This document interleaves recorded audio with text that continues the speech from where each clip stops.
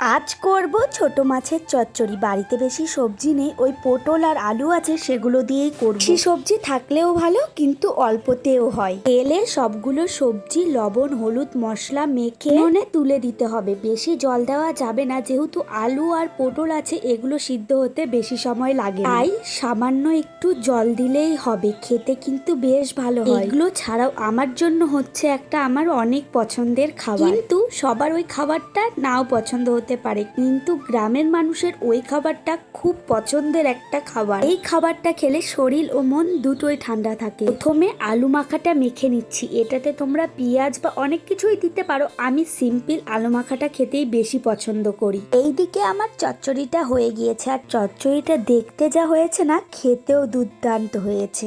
নিজের মুখে নিজের প্রশংসা করছি, কিন্তু জিনিসটা খেতে সত্যিই ভালো হয়েছে। এদিকে নিয়ে নিলাম আমার পছন্দের খাবার পান্তা, মানে আগের রাতের ভাত, সেটাতে জল দিয়ে রেখেছিলাম, সেটা এখন খাবো।